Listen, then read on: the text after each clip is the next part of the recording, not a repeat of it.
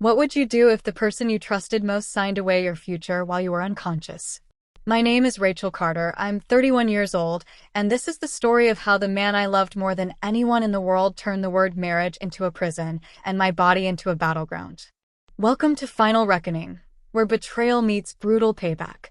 If you've ever been silenced, pushed aside, or told you were imagining things, you'll understand why I need to tell this. And before we go any further, hit that subscribe button and leave a comment below, because the story I'm about to share is one you'll want to remember.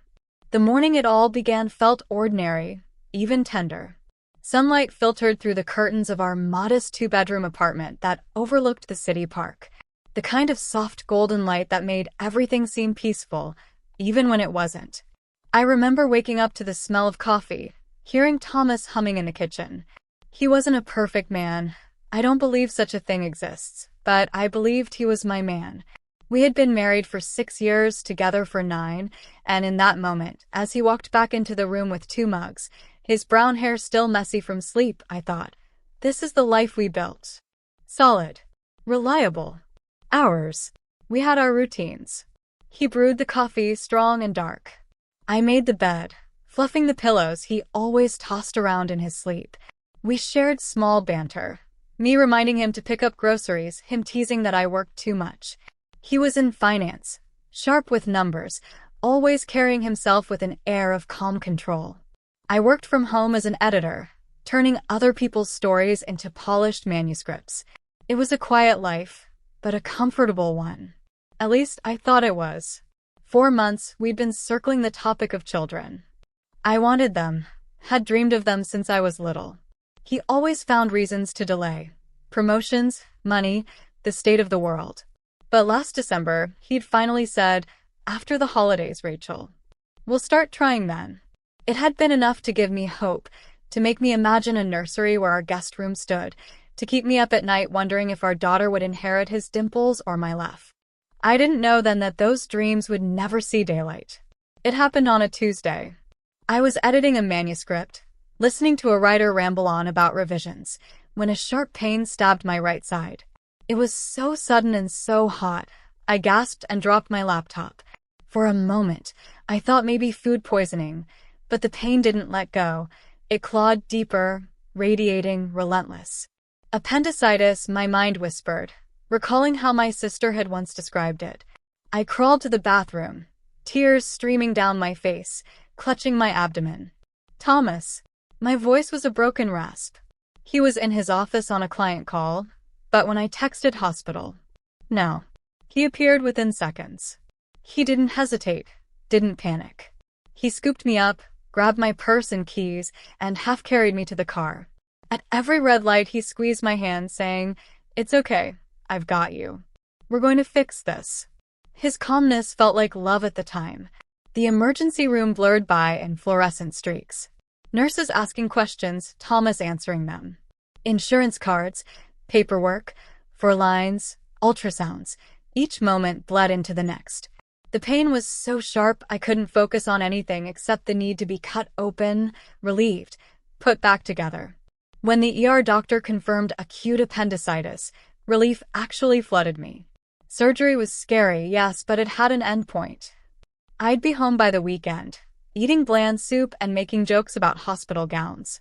Thomas stayed close, notebook in hand, asking detailed questions about risks, recovery times, anesthesia. He looked like the perfect husband, attentive, responsible. Every time the pain spiked and I whimpered, he stroked my hair and whispered, "Almost over, baby. Just hold on." And I held on because why wouldn't I? He was my partner. They wheeled me into a pre-op room, where an older nurse with kind eyes explained the procedure. She shuffled through her clipboard, squinting, and then her brow furrowed. "I just need to confirm both procedures that will be," she began, but Thomas cut her off sharply. "She's in too much pain for all this," he said, his hand gripping my shoulder.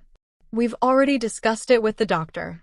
His tone was calm, authoritative, as if to say, "Don't question me." My head swam with morphine. I tried to form words, but they slurred together. "Second what?" I whispered. "Sure, baby. Just sign here," Thomas soothed, guiding my hand to the consent form. The pen felt like lead between my fingers. My signature scrawled across the paper like a child's, illegible. My body ached too much to resist. My brain too foggy to fight. I remember one thought, fleeting but sharp, before the anesthesia mask lowered over my face. What second procedure? But then the world slipped into darkness. When I woke again, it wasn't the relief I expected. It was confusion.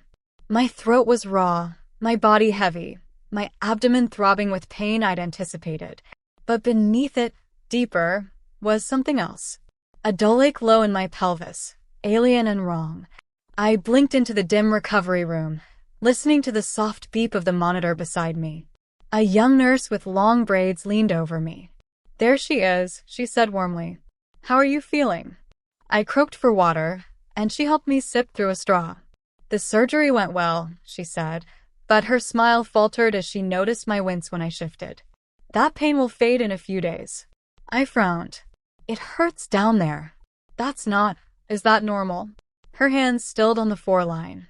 She glanced at the door, then back at me, lowering her voice. "Didn't they tell you about the second procedure?"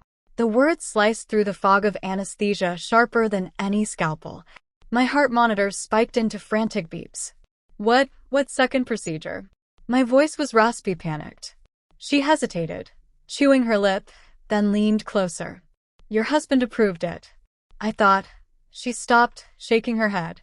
"I shouldn't be saying this." "No," I rasped, clutching her wrist with trembling fingers. "Tell me, please.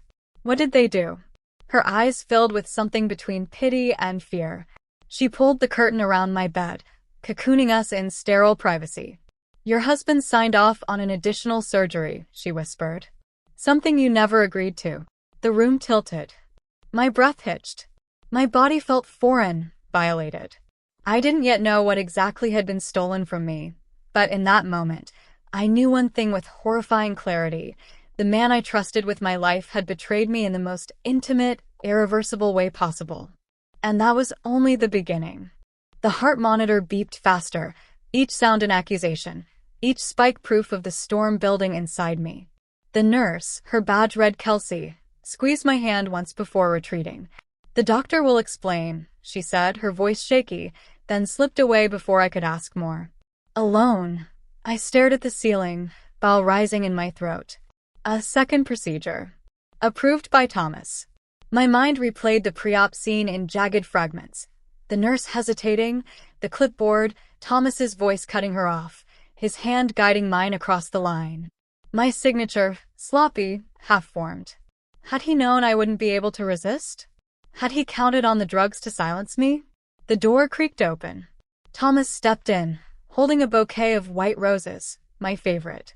The sight of them, so familiar, so practiced, made my stomach twist. He smiled that practiced smile, the one that used to melt me. "There's my girl," he said softly, setting the flowers down beside the bed. "How are you feeling?" I studied him through narrowed eyes. His tie was still knotted neatly, his shirt crisp, as if he'd stepped out of a boardroom, not a hospital ward. My throat burned as I whispered, "What did you do?" His smile faltered, then returned like a mask slipping back into place. "What do you mean, baby?" "The surgery went fine. They got the appendix out before it ruptured. You'll be back on your feet in no time." My voice sharpened. "The nurse, she said there was another procedure. One I never agreed to." For the first time, his mask cracked. A flicker of something, annoyance, maybe fear, passed over his face. But just as quickly, he leaned closer, his voice low and soothing. "Rachel, you're confused. The anesthesia, the pain meds, they mess with your memory. You signed everything. We talked about it, remember?" "No," I snapped, my voice rising despite the pain ripping through my abdomen. "We never talked about this. About anything other than the appendectomy." He sighed, reaching for my hand, but I pulled it back. "Sweetheart, you've been so stressed about children. You said you weren't ready. You had that panic attack when Sarah brought her baby to dinner. That never happened." My words came out sharp, echoing off the sterile walls. "Sarah hasn't visited us in months." The corners of his mouth tightened. "You don't remember because you were overwhelmed. You've been emotional, Rachel. It's not your fault." That's why I made the decision for us. For you. The words struck harder than any scalpel.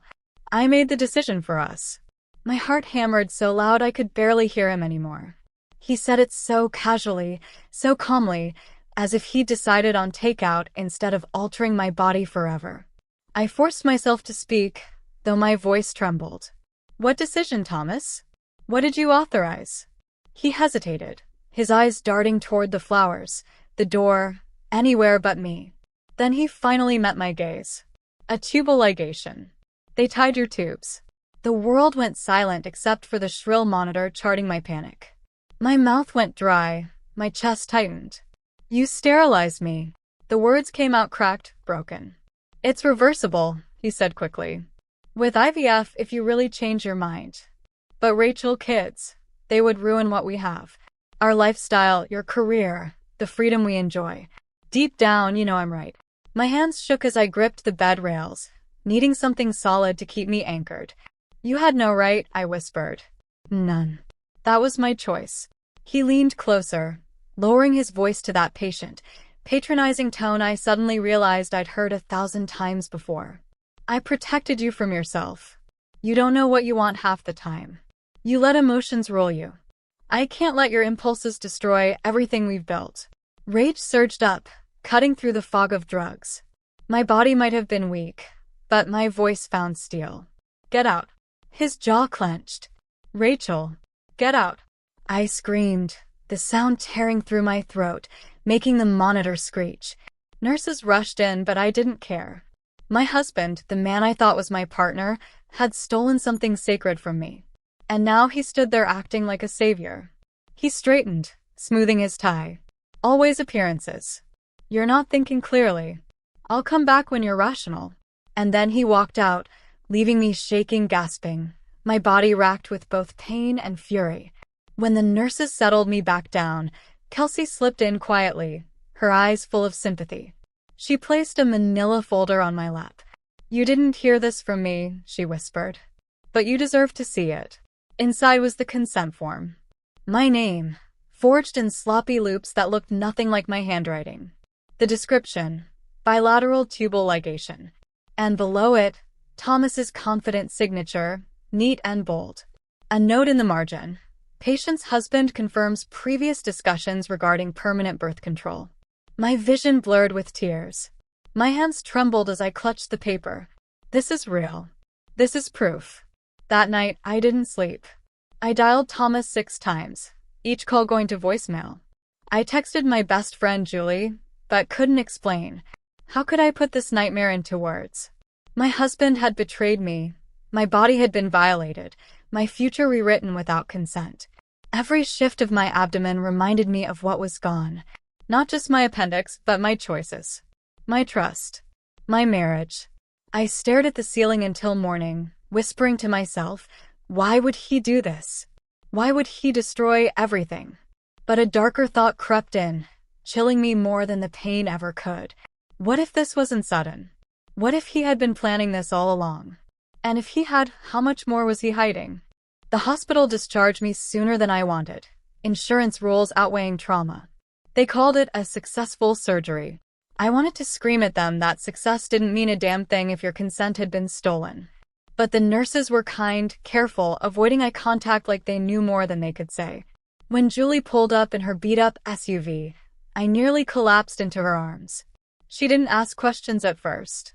She just held me, tucked me into the passenger seat, and drove.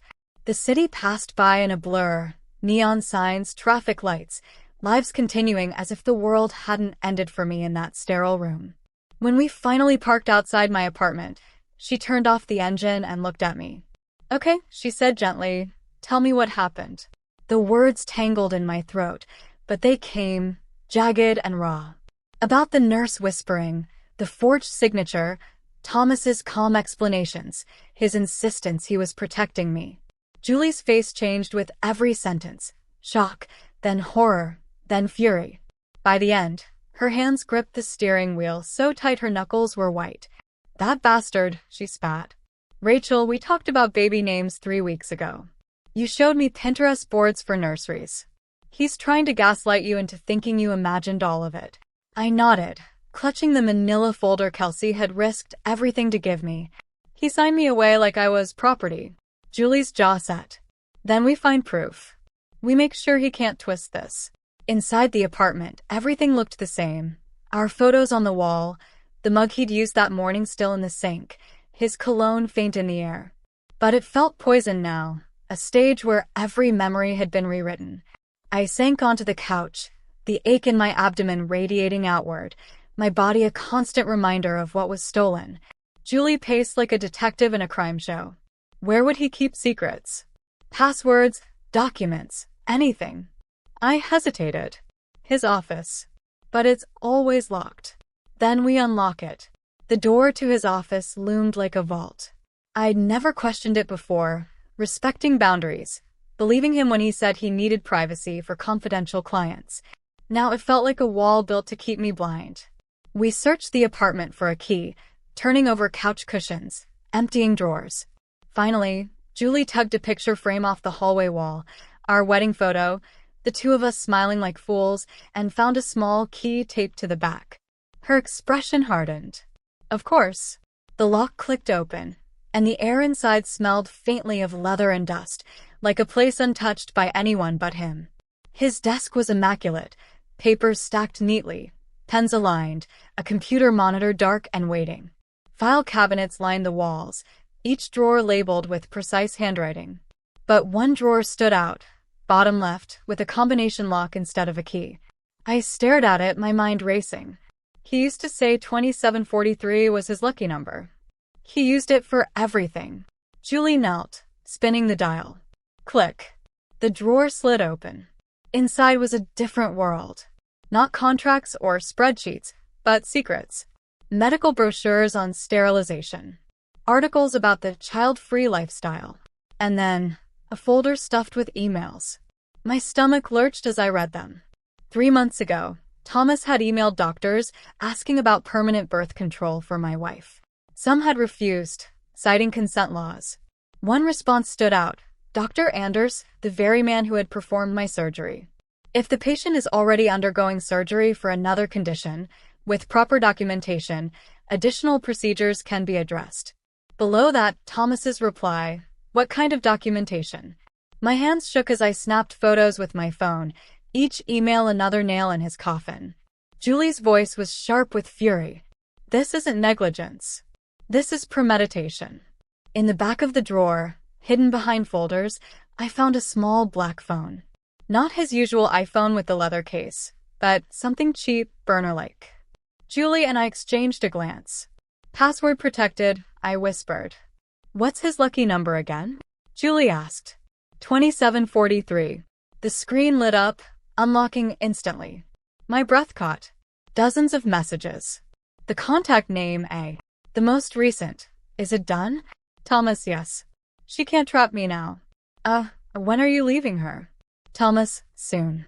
Once things settle. My vision swam. I scrolled up, my heart pounding. Photos appeared. Intimate shots of a woman I recognized instantly. Amanda.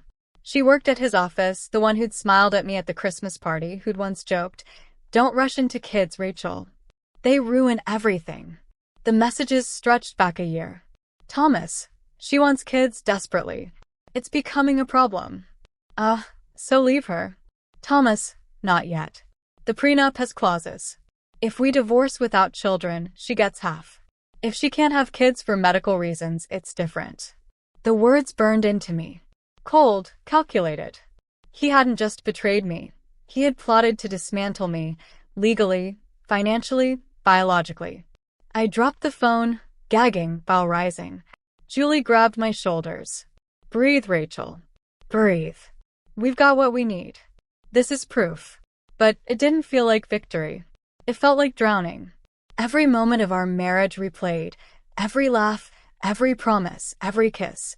All of it twisted now, reduced to manipulation in service of his endgame. Julie pulled me close as I sobbed. Listen to me. He thinks he's smart, untouchable. But men like this always underestimate the women they try to control. You have the evidence. You have me. We're going to bring him down. The apartment felt smaller that night, suffocating. I sat awake, staring at the burner phone, scrolling through every poisonous message, each one a knife to the heart. When Thomas finally came home past midnight, I pretended to be asleep. He moved through the rooms quietly, checking his office. Had I left anything out of place? My pulse thundered. He slid into bed beside me, his cologne mingling with something sweeter, Amanda's perfume, I realized. He whispered in the dark, "I know you're awake. We'll talk tomorrow. You'll see I was right. You'll thank me one day." I lay rigid, tears soaking the pillow, my hand pressed against the bandages on my abdomen. Such small wounds for such a massive violation. In that moment, I swore to myself, if he thought he'd stolen my future, he was wrong. He hadn't destroyed me. He'd created something he couldn't control. A woman with nothing left to lose. And a woman like that could burn his whole world down. The next morning, sunlight streamed across the bed as if nothing had changed, but everything had. My body still throbbed, a constant reminder that something irreversible had been carved into me without consent. Thomas stirred beside me, stretching with the ease of a man who thought he'd solved a problem. I couldn't stay silent any longer. "What did you do to me?" My voice was flat, almost eerily calm.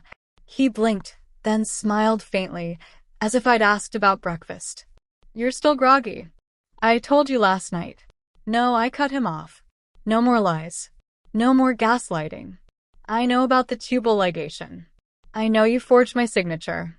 I know about Amanda. The name hit him like a slap. His mask slipped for just a second, a flicker of anger flashing across his face before he smoothed it over. He sat up, running a hand through his hair. "You've been snooping." "I've been surviving," I snapped. My voice cracked, but I forced it steady. "You stole my choice. You stole my future." He leaned toward me, his tone condescending. "Rachel, listen to yourself. You're emotional. You've always been emotional. You think you want children, but you don't. Not really. You'd resent them. You'd resent me. I saved us from that." "You didn't save us," I spat. "You destroyed us." He sighed, like a teacher disappointed in a student. "You'll thank me one day. When you see how much freedom we'll have, how successful we can be without kids holding us back." "Freedom?" I nearly laughed, the sound bitter and sharp. "You call this freedom? You caged me, Thomas.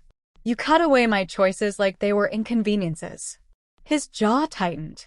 "I did what needed to be done. You'll understand eventually." I turned away, unable to look at him, my eyes burning with tears I refused to let fall. He didn't deserve them. Julie arrived later that afternoon, her face tense the moment she saw me. "He's gaslighting you, isn't he?" she whispered once Thomas left for work. I handed her the folder, the burner phone, the screenshots.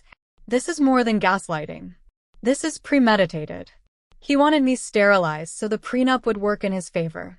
Julie's hands shook as she scrolled through the messages, her mouth twisting with disgust. "This isn't just betrayal. This is criminal." I sat on the couch, hugging a pillow to my chest, feeling like my ribs might crack from the pressure inside me. What do I even do? How do you fight someone who knows how to manipulate everything, who makes you doubt yourself? Julie crouched in front of me, gripping my shoulders. "You don't fight him alone. You get a lawyer. A good one. And you burn him to the ground." The idea terrified me. Courtrooms, lawyers, trials, it all felt overwhelming. But then I touched the bandages on my abdomen, the wounds that would scar, and the fear hardened into something else. Resolve. Julie's eyes lit up with determination. "I know someone. Sarah Chun. She's ruthless. Exactly the kind of shark you need." I hesitated. What if he turns it all on me? What if he makes me look crazy? Julie squeezed tighter. "Rachel, listen to me. You're not crazy. He is. He violated you, forged your signature, bribed a doctor. That's not just immoral, it's illegal. And with the evidence you have, he doesn't stand a chance."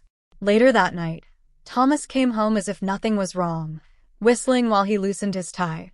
He kissed my forehead, ignoring how I flinched. "I ordered Thai," he said casually. "Your favorite." I stared at him across the table, watching him eat pad Thai like he hadn't stolen my future. The gall, the arrogance, the certainty that he was still in control, it almost made me laugh. When he caught me staring, he smiled. See? Things will get back to normal. You'll feel better soon.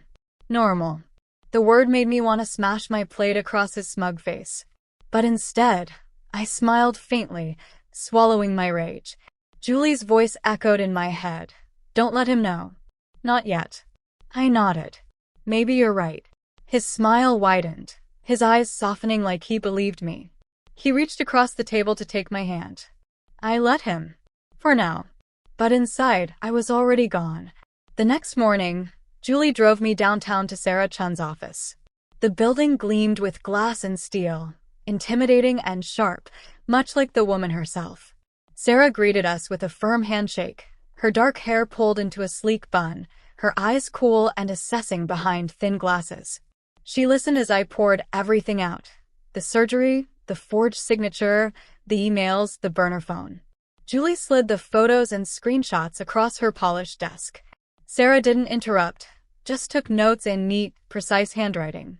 When I finished, my throat raw, Sarah leaned back in her chair, her expression unreadable. This, she said finally, her voice low but steady, is one of the most egregious cases of medical battery and spousal fraud I've ever seen. My stomach tightened. So you believe me? Her sharp gaze met mine. Rachel, I don't just believe you. I want to represent you. What your husband did isn't just betrayal. It's conspiracy, fraud, assault. And the hospital has liability too. You have enough here to bring both of them down. Relief surged through me, so suddenly I nearly sobbed. Julie gripped my hand, her smile fierce. Sarah continued, her voice clipped and professional. But you need to understand, men like your husband don't go down quietly. He will fight. He will try to discredit you. He may even get dangerous. If you do this, there's no going back. I thought about the burner phone, about the message. She can't trap me now. About the bandages on my body, the scars that would never fade. About the dreams of children, gone like smoke. I don't want to go back, I said, my voice firm. I want him to pay. Sarah nodded once, decisive. Then we'll make him. When I left her office, the city felt different. The skyscrapers no longer looked like cages. They looked like weapons. My fear was still there, but it was braided with something new. Power. That night, Thomas slipped into bed beside me again, whispering, "You'll thank me someday." I stared at the ceiling, my lips curling into a smile he couldn't see. No, I thought. One day you'll beg me for mercy. And I won't give you any. Julie came over the next morning with bagels and that no-nonsense expression she wore whenever she was in mission mode. She kicked off her shoes, set down her coffee, and went straight for Thomas's office. "We can't wait," she said, pulling on a pair of latex gloves like a crime show detective. "Every day he's out there, he's building his version of the story. We need evidence he can't twist." My body still ached, my stitches pulling every time I moved too quickly, but anger gave me strength. I followed her into the office, that sterile shrine to his double life. The burner phone had been damning, yes, but Sarah wanted more. Financials, medical payments, anything that showed a trail. We pulled open drawers, rifling through files. His organization, once a point of pride to me, now felt like arrogance. He truly believed no one would dare invade his sanctum. And then, in the middle drawer, I found it, a folder marked consulting expenses. At first glance, it looked ordinary. Receipts, invoices, the kind of paperwork any financial consultant might have. But buried halfway down was a single sheet that froze me in place. A payment receipt. $15,000, made out to Dr. Michael Anders, Personal Medical Consulting, LLC.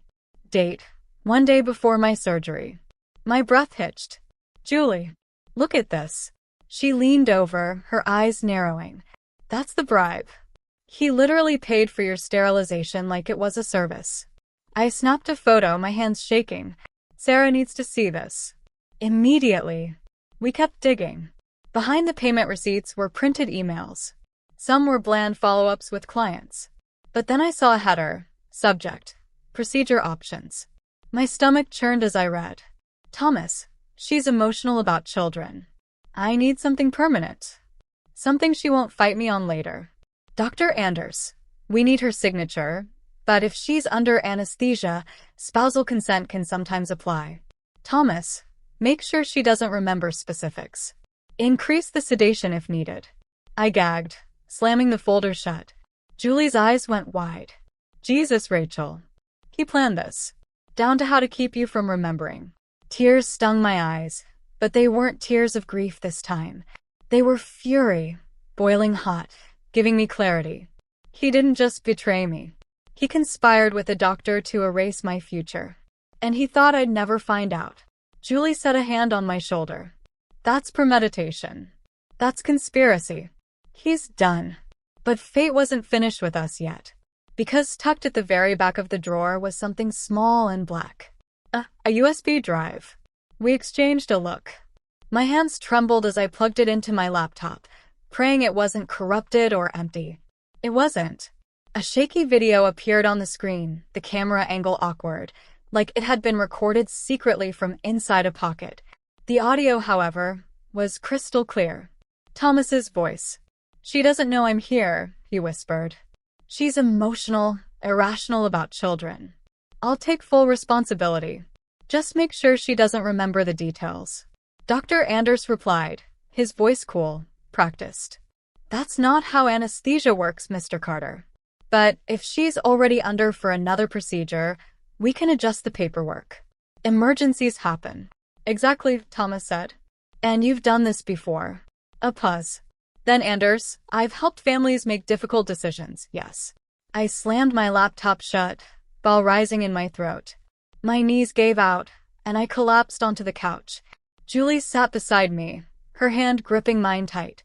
Rachel. That's it. That's the smoking gun. I nodded, my breath ragged. Sarah has to see this. Today. We drove downtown, my heart hammering every red light of the way. Sarah met us in her office, her expression sharpening when I slid the USB across her desk. She plugged it in, watched the grainy footage, and leaned back slowly. Her lips curved into something cold. This is gold. Absolute gold. This isn't just malpractice. This is conspiracy, fraud, assault. The DA will salivate over this. For the first time in days, I felt a flicker of power return. So we can nail him? Oh, we'll do more than nail him, Sarah said. We'll bury him. Both of them. On the drive back, Julie kept glancing at me. You okay? No, I said honestly. But I will be. That night, Thomas came home with takeout, acting like nothing had happened. He set the bags on the counter, smiling faintly. Thought you want sushi tonight. Your favorite. I looked at him, the man who had bribed a doctor, who had whispered in secret about erasing my future, who had kissed me goodbye the morning of my surgery, knowing full well what he'd arranged. I forced a smile, steadying my voice. Thanks. That's thoughtful. He kissed my cheek, relief flickering across his face as if he believed I was coming around. And in that moment, I realized something chilling but useful. He didn't know I knew.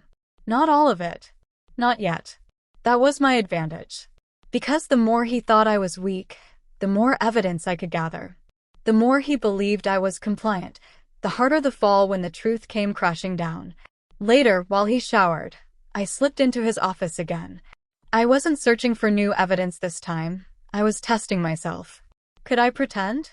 Could I act like nothing was wrong when every fiber of me wanted to scream?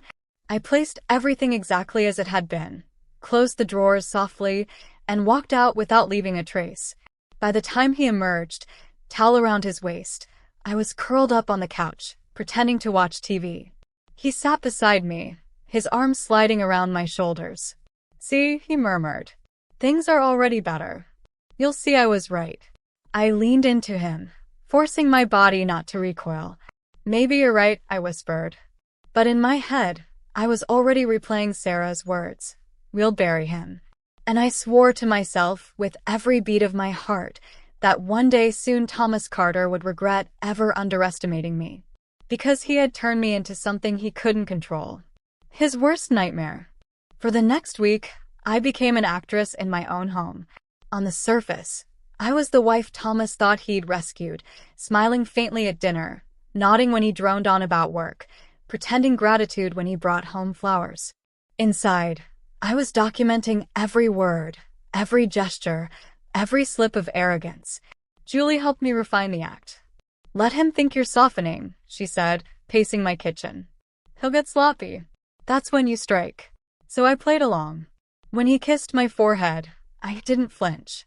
When he lectured me about how children would have ruined everything, I forced myself to nod. It felt like swallowing glass, but every "yes, dear" was another nail in his coffin. Meanwhile, Sarah worked like a surgeon cutting into the truth. She filed requests for my medical records, subpoenaed payment logs, and had her team comb through Thomas's finances. The results made my blood run cold.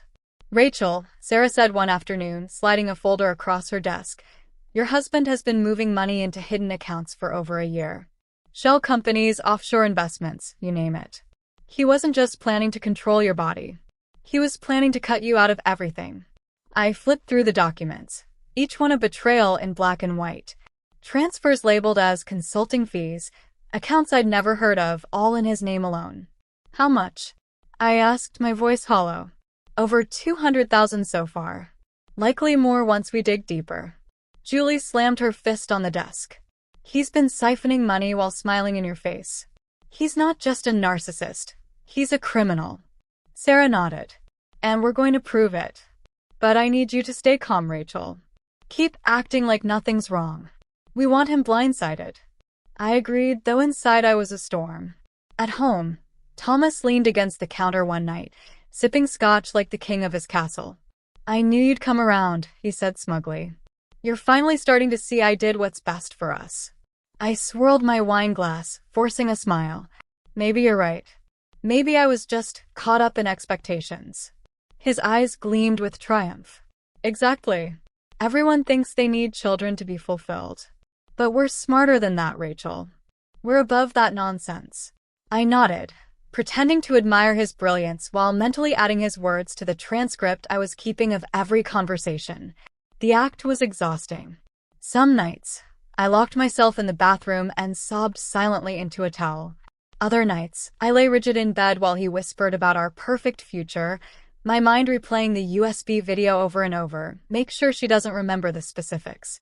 But then came the moment that hardened my resolve. I'd scheduled a follow-up at the hospital, supposedly to check on my stitches. In reality, Sarah wanted me to request a full copy of my records. The clerk handed me a thick folder, the weight of it like a brick in my hands. Back in Julie's car, I flipped through the pages. Lab results, anesthesia logs, operative notes. And then, buried in the administrative section, I found it. A payment record. Thomas had wired $15,000 directly to Anders's LLC the day before my surgery. My hands trembled as I showed Julie. "This is it. Proof he bought my sterilization." She stared at the page, her eyes blazing. "Rachel, he didn't just betray you. He purchased it, like you were a product." Sarah nearly glowed when I brought her the folder. "This," she said, tapping the record, "is quid pro quo. A direct financial incentive tied to your surgery. Combine this with the video and the forged signature, and we have an airtight case." I exhaled shakily. "So what happens next?" Her eyes hardened. "We prepare the lawsuits. One against Thomas for fraud, assault, and emotional distress. Another against the hospital and Dr. Anders for malpractice.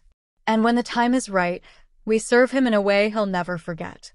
That night, back at the apartment, I cooked Thomas his favorite dinner, roast chicken with rosemary potatoes. He walked in, loosened his tie, and grinned like a man who believed he'd won. "This," he said, kissing my cheek, "is why I love you. You're coming back to me." I smiled sweetly, carving the chicken. "Of course, darling." But in my mind, I was already picturing the look on his face when the truth detonated around him, because the act was almost over. The curtain was about to rise on the real performance. And Thomas Carter had no idea he was the star of a tragedy he wrote for himself. The plan began with a single text from Sarah. "We're ready. Time to pick the stage." It was a Thursday afternoon. Thomas had just left for the office, his cologne lingering like poison in the air. I stared at Sarah's message, my pulse quickening. For weeks, I'd been pretending, nodding, smiling, cooking his favorite meals, while secretly gathering evidence. Now it was time to end the act. Julie sat at the kitchen table, scrolling through her phone, her foot tapping rapidly against the floor. "So?" she asked when she saw my expression. I showed her the text. Her eyes lit up. "Finally. What's the plan?" Sarah laid it out for us in her office later that day. She was brisk, clinical, her tone all steel. "We serve him at home. It's personal, it's humiliating, and it guarantees he can't spin the story before he's blindsided. Rachel, you'll invite him to a special dinner. He thinks you're reconciling. He walks in expecting wine and forgiveness, and instead he gets served with divorce papers, fraud charges, and malpractice lawsuits all at once." Julie grinned fiercely. God, I wish I could see his face. I shivered, half from anticipation, half from dread. What if he lashes out? Sarah adjusted her glasses. Then we have security present outside the building. He won't see them, but they'll be close enough to intervene. Trust me, Rachel. He won't see this coming. That night, Thomas walked in with his usual smug smile. He kissed my forehead, complimented the roast I'd made, and bragged about closing another deal at work. I forced myself to smile, to let him believe his control was still intact. Over dinner, I carefully set the stage. "You know," I said, twirling pasta around my fork, "I've been thinking. Maybe you were right. Maybe I overreacted." His eyes lit up with smug satisfaction. "I knew you'd come around." I leaned forward, letting my voice drop to a whisper. "Maybe we should celebrate. Just the two of us. Tomorrow night. I'll cook something special. Our wedding china.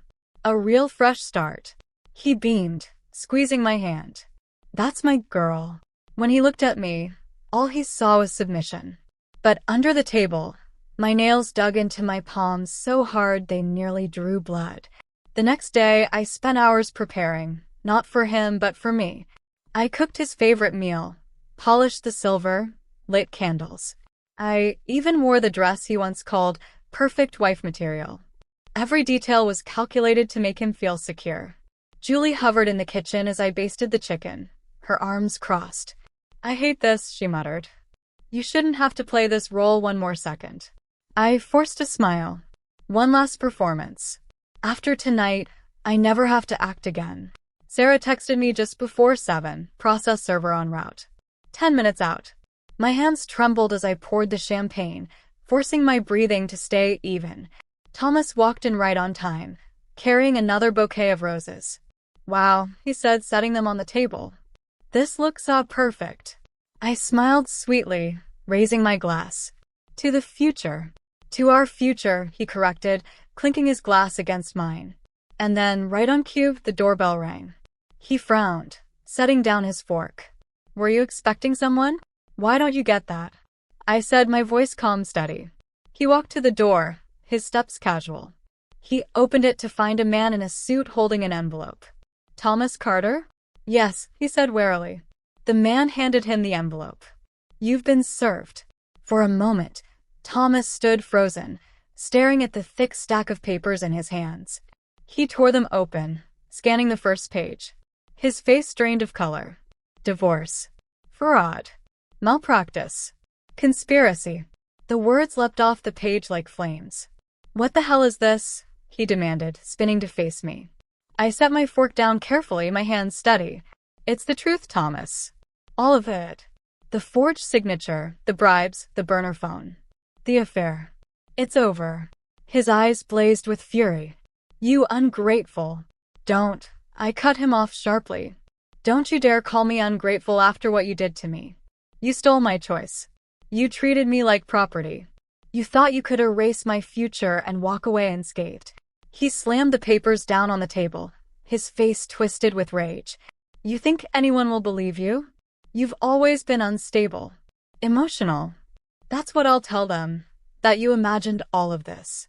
I reached for the laptop I'd hidden on the sideboard, clicked play, and turned the screen toward him. The grainy video filled the room with his own voice. "She doesn't know I'm here. She's emotional about children. I'll take full responsibility. Just make sure she doesn't remember the details." Thomas went pale, his mouth opening and closing like a fish gasping for air. "And that's just the beginning," I said coldly. "There are emails. payment records, texts with Amanda. The DA has it all now. For the first time since I'd met him, Thomas looked afraid. Really, deeply afraid. "You can't do this," he whispered. "You're my wife. We're supposed to be a team." "We were never a team," I said, standing. "Teams make decisions together. Teams respect each other. You made me your victim. But I'm not your victim anymore." The process server lingered at the door, making notes. Thomas's chest heaved, his fists clenched. For a moment, I thought he might lunge at me. But then, slowly, he sank into a chair, the weight of what he'd done crashing down on him. "You'll regret this," he muttered. "No," I said quietly. "The only thing I regret is ever believing you deserved me." The candles flickered, the room heavy with silence. Outside, footsteps retreated as the process server left. Inside, Thomas sat staring at the pile of papers that would dismantle his life, while I stood taller than I had in weeks. This was just the beginning. The lawsuits, the court battles, the trials. They were all ahead. But the hardest part was over. I had stopped being his prisoner. And from now on, I was the one holding the pen that would write the rest of the story. The courthouse smelled of old wood and ink, the air thick with tension. I sat beside Sarah at the plaintiff's table, my hands clenched in my lap. Across the aisle, Thomas looked smaller than I'd ever seen him. His once perfect suit was wrinkled, his hair unkempt, his smug smile gone. But even now, his eyes darted around the room, calculating, searching for some angle of control. Julie sat in the second row behind me, her presence like armor. She leaned forward before the proceedings began, whispering, "He's done, Rachel. No amount of charm can save him now." The bailiff called the court to order. The judge, a woman with steel-gray hair and eyes that missed nothing, entered and took her seat. My pulse pounded in my ears. This wasn't just about me anymore. It was about every woman who had been silenced, gaslit, or stripped of her autonomy. Sarah stood, her voice sharp and clear. "Your Honor, this case is not about a misunderstanding between spouses. This is about fraud, forgery, medical battery, and a conspiracy between a husband and a physician to permanently alter my client's body without her consent." Thomas's attorney, Richard Brennan, rose smoothly, his tone oily with practiced charm. "Your Honor, this is a domestic dispute being blown out of proportion. My client acted in his wife's best interest. Mrs. Carter consented to the procedure. Any suggestion otherwise is the result of post-surgical confusion and emotional instability." The judge raised an eyebrow, unimpressed. "We'll see." The first piece of evidence Sarah presented was the consent form. She placed it on the overhead projector, the forged signature magnified for the courtroom to see. My name sprawled across the page in a sloppy scrawl, nothing like my actual signature. "Mrs. Carter," Sarah said, turning to me, "is this your signature?" "No," I said firmly. I was heavily medicated, barely conscious. I could never have written this. "And did you ever verbally consent to sterilization?" "Never." Gasps rippled through the courtroom. I saw Thomas shift uncomfortably, his jaw tightening. Then came the emails. Printed exchanges between Thomas and Dr. Anders. Sarah read them aloud, her voice slicing through the silence. "What if the patient is incapacitated? What are the legal options?" My stomach turned hearing those words out loud, but the jury scribbled notes furiously. Brennan objected, claiming the emails lacked context, but the judge overruled him. "Proceed." Finally, Sarah brought out the USB drive. The screen flickered to life with the grainy video. The room went deathly still as Thomas's voice echoed. "She doesn't know I'm here. She's emotional, irrational. Just make sure she doesn't remember the specifics." I watched Thomas's face as his own words condemned him. His skin went pale, his lips pressed into a thin line. "Your Honor," Sarah said calmly, "this is conspiracy, plain and simple." When it was Brennan's turn, he tried to spin the narrative. "Mrs. Carter has a history of anxiety. She expressed doubts about having children. My client acted with compassion, protecting her from future regret. He is not a monster. He is a husband who made a difficult decision out of love." The judge's eyes narrowed. "Are you seriously arguing that love justifies forgery and unauthorized surgery?" Brennan stammered. I'm saying intent matters, Your Honor. Indeed it does, she said dryly. The prosecution called Thomas to the stand. Watching him walk up, straighten his tie, and place his hand on the Bible made bile rise in my throat. Mr. Carter, Sarah began, her tone deceptively polite. Did you pay Dr. Anders $15,000 the day before your wife's surgery? Thomas shifted. It was a consultation fee. About what? Medical options, he muttered. Sarah pulled out the transcript of the video. Options like sterilizing your wife without her knowledge? Brennan objected again. Overruled. Thomas's face reddened. She was unstable, obsessed with children. She wouldn't listen to reason. So instead of having a conversation with your wife, Sarah pressed, you chose to have her sterilized in secret? I chose to protect our future, he snapped. Children would have ruined everything. My career, our lifestyle, everything we built. His voice rose with each word, spilling venom across the room. The jury leaned back, some shaking their heads. Thank you, Mr. Carter, Sarah said smoothly. No further questions. Next came Dr. Anders. He looked worn, his once confident posture slumped. Under oath, he admitted to performing the procedure, admitted to accepting Thomas's payment, and admitted that he hadn't sought my consent. I was pressured, he said weakly. He insisted. He said it was for her own good. And you just went along with it? Sarah asked. His silence was damning. By the time closing arguments arrived, the weight of the evidence was crushing. Sarah's voice rang out like a verdict itself. This case is about the most fundamental right a person has, the right to make decisions about their own body. Thomas Carter stole that from Rachel. He stole it with lies, with money, with forged documents. And now he must face the consequences. The judge adjourned for the day, promising her ruling would come soon. As we left the courtroom, Thomas turned toward me, his eyes burning with hatred. You'll regret this, Rachel, he hissed. I'll destroy you before you destroy me. I met his glare with steady eyes, my voice calm but sharp. You already destroyed yourself. I'm just making sure the world sees it. Outside, reporters swarmed the steps, cameras flashing, microphones thrust forward. Julie shielded me with her arm, but one question cut through the chaos. Rachel, what do you want out of this trial? Money? Revenge. I stopped, turned toward the cameras, and spoke clearly. I want justice. Not just for me, but for every person who's ever had their choices stolen. This isn't about revenge. It's about accountability.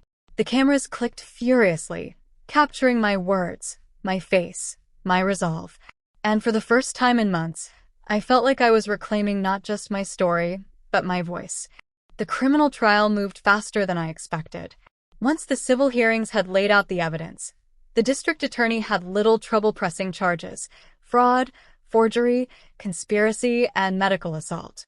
Suddenly, my story wasn't just headlines. It was a criminal case that drew national attention. The courthouse was packed on the first day of testimony. Reporters filled the benches, sketch artists sharpened their pencils, and victims' advocates sat quietly in the back rows, their faces solemn. I sat beside Sarah, my palms damp, my heart pounding. Thomas entered flanked by guards, his once polished image now cracked. The expensive suits no longer concealed the stress that had hollowed his face. He still tried to project confidence, straight shoulders, arrogant chin, but his eyes gave him away. He was unraveling. The prosecution wasted no time. They painted the story clearly: a husband who conspired with a physician to sterilize his wife against her will, using forged signatures and secret payments. Every piece of evidence Sarah and I had uncovered was laid out before the jury. The video played again, Thomas's own words damning him. She doesn't know I'm here. Just make sure she doesn't remember the details. I didn't look at the screen. I looked at the jury, and I saw their expressions harden, outrage flashing across their faces. Dr. Anders was called next. His hair was thinner, his suit ill-fitting. Under oath, he admitted everything. He confirmed the payment, confirmed the forged signature, confirmed that he had ignored medical ethics to satisfy a wealthy client. His plea deal reduced his sentence, but his testimony sealed Thomas's fate. He told me his wife was too emotional to make rational decisions, Anders said, his voice flat, almost robotic. He insisted the procedure was for her own good. He gave me $15,000 and assured me he would handle the consent. Gasps rippled through the courtroom. The defense scrambled to object, to reframe Anders as a liar protecting himself, but the damage was done. When it was Thomas's turn to take the stand, I almost pitied him. Almost. He tried to spin the story, that he was a devoted husband, that I'd begged him not to let me go through pregnancy, that he'd acted out of compassion. But under cross-examination, his mask slipped. "Mr. Carter," the prosecutor said, holding up screenshots from his burner phone, "is this your text message? She can't trap me now." Thomas shifted in his seat. "That's not what it looks like." "What does it look like then?" "It was taken out of context. And this message to Amanda, if she can't have children, the prenup works in my favor. Was that out of context too?" Thomas's face turned crimson. He slammed his hand on the witness stand. "She was obsessed. She would have ruined everything. I had to protect myself." The courtroom erupted in murmurs. The judge banged her gavel for order, but the damage was irreversible. Thomas had shown his true face: selfish, controlling, desperate. The prosecutor delivered the final blow. "So to protect yourself, you conspired to permanently alter your wife's body without her consent?" Thomas's jaw clenched. "Yes," he muttered, then louder, "yes. She wasn't thinking straight, so I made the decision." It was the moment everything crystallized. The jury didn't just hear the evidence. They heard the arrogance, the entitlement, the belief that my body was his to manage. The jury deliberated less than 2 hours. When they returned, the foreperson stood, her voice steady. "On the charges of fraud, forgery, conspiracy, and medical assault, we find the defendant, Thomas Carter, guilty on all counts." The words washed over me like a wave, leaving me trembling. Guilty. He was guilty. Thomas's shoulders sagged, his face slack with shock. For the first time, he looked powerless, a man stripped of his control. The judge delivered the sentence 2 weeks later. "Thomas Carter, you are hereby sentenced to 8 years in state prison. You violated not just the law, but the most sacred trust between partners. Your actions were deliberate, manipulative, and cruel. This court will not tolerate such violations." Her gavel came down with a crack that echoed like thunder. 8 years. Thomas's lawyer leaned in, whispering furiously, but Thomas just stared at me, his eyes full of venom. He mouthed something I couldn't hear, but I didn't need to. His threats had lost their power. Reporters swarmed me outside the courthouse, shouting questions. "Rachel, how do you feel about the verdict? Do you think justice was served? What's next for you?" I paused on the steps, the cameras flashing, and spoke clearly. "This verdict isn't just about me. It's about every woman whose consent has been ignored, every patient whose body was treated like property." Today, the court said no more. And tomorrow, I'll keep fighting to make sure this never happens to anyone else. The crowd erupted in questions, but I walked away, Julie flanking me, Sarah just behind. For the first time in months, my steps felt steady. That night, sitting on Julie's couch with a cup of tea, I stared at the scars on my abdomen. They would never fade completely. Neither would the trauma. But now they were no longer just symbols of what was stolen. They were proof of survival, evidence of a war I hadn't asked for but had won. Julie squeezed my hand. "You did it, Rachel." "He's gone." I nodded slowly. "He's gone. But I'm not done. Not by a long shot. Because justice for me was only the beginning. Justice for others, that was the fight still ahead." The courthouse faded into memory, but the scars never did. For weeks after the verdict, I found myself waking in the night, gasping, clutching my abdomen as if Thomas were still hovering over me with forged papers in his hands. But then the silence of my new apartment would surround me, soft and steady, reminding me that he was gone. 8 years. For once, time was on my side.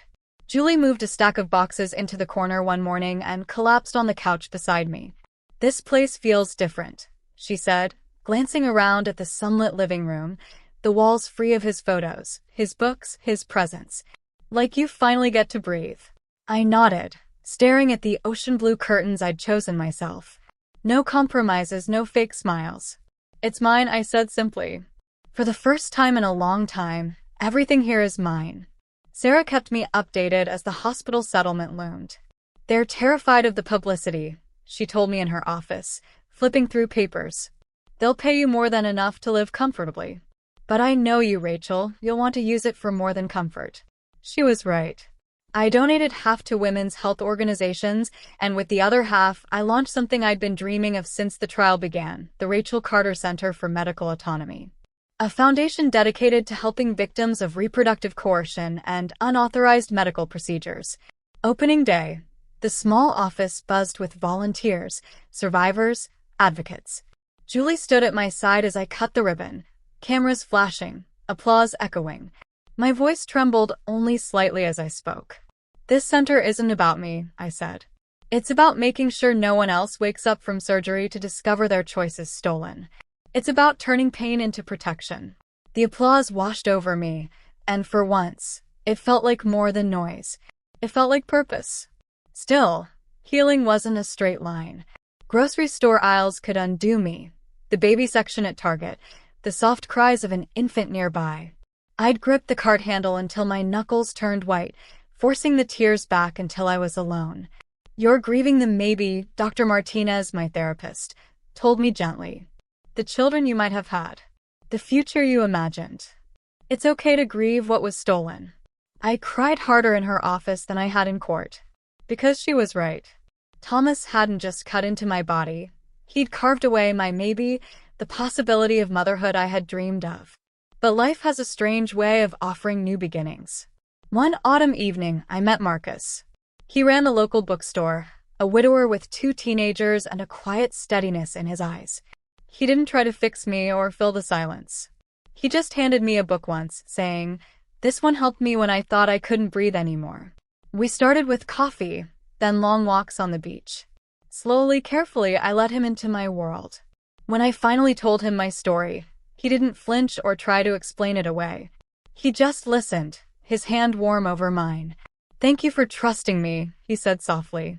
"I want you to know your scars don't scare me. They tell me you survived." It wasn't love at first sight. It was something deeper. Respect, patience, the slow rebuilding of trust. And then came Sophia. I met her through the foster system. A wiry 7-year-old with wary eyes and a file thick with neglect reports. She'd been bounced through 3 homes, each one giving up when her anger became too much. But when she sat across from me in that sterile office, I saw myself in her defiance. "Are you going to send me back?" she asked bluntly. "Never," I said. "You're stuck with me." She tested me for months. Tantrums, running away, never far, always to the beach, breaking dishes to see if I'd give up. But I didn't. I couldn't. Slowly, she began to believe me. She started calling me mom casually, like it had always been true. One morning, she burst into the kitchen, her hair a wild halo, and said, "I had a dream last night. You adopted me, and we painted my room ocean blue." I smiled, tears stinging my eyes. "That wasn't a dream, sweetheart. That's the plan." 6 months later, in a quiet courtroom very different from the one where I'd faced Thomas, a judge signed the papers. Sophia Carter was legally mine. As we walked out, her small hand gripping mine, she whispered, "This is the first time I feel like someone chose me." I squeezed her hand tighter. "And I'll keep choosing you. Every single day." The foundation grew faster than I imagined. We helped women across the country access legal aid, counseling, and medical advocacy. Survivors reached out with their stories. Birth control sabotaged, procedures done without consent, voices dismissed as hysteria. Every email reminded me why I fought. 2 years after the trial, a state senator invited me to testify before a subcommittee on medical consent laws. Standing at the microphone in my navy blazer, my palms sweaty, I told them, what happened to me wasn't an accident. It was the result of loopholes that allow predators to hide behind paperwork and power. We need laws that protect patients, not those who exploit them. That testimony became the foundation for new legislation, Rachel's Law. It required video-recorded consent for sterilization procedures and made forging medical documents a felony with mandatory prison time. The night it passed, Julie popped champagne in my kitchen while Sophia danced around in her pajamas, shouting, "My mom has her own law." I laughed until tears ran down my cheeks. Not from grief this time, but from something I thought I'd lost forever: joy. News reached me later that Thomas had been denied early parole. His attempts to appeal had failed.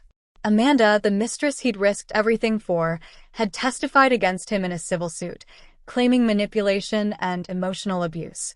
His career was in ashes, his reputation shredded. Dr. Anders had died quietly in minimum security prison, his medical license stripped. People sometimes asked me if I felt satisfied, if revenge had been enough. But it was never about revenge. It was about reclaiming what was stolen: my choice, my voice, my future. One summer evening, I stood on the beach outside our cottage, watching Sophia chase seagulls while Marcus read on a blanket. The ocean stretched endless before us, the tide rolling in and out like a heartbeat. I touched the scars on my abdomen, faded now to thin white lines. They would always be there, but they no longer define me. Thomas had thought he was taking away my future. Instead, he gave me something he never intended: the fire to rebuild, to fight, to create a life on my own terms. I pulled Sophia into my arms as she ran back, her laughter bubbling against the roar of the waves. "Mom," she said breathlessly, "look what I found." She opened her hand, revealing a perfect sand dollar, whole and unbroken. "It's beautiful," I whispered, kissing her forehead. "Just like you." We walked back together, the setting sun casting gold across the water. For the first time in years, I felt whole. This wasn't a story about destruction. It was a story about becoming. Becoming a mother by choice, a partner by choice, a survivor by choice. And as I tucked Sophia into bed that night, her small voice murmuring, "Love you, Mom," I realized the truth I'd been chasing all along. They had taken away my choice once. But every choice I made now, every moment of laughter, every act of advocacy, every step forward was mine. And no one could ever take that from me again.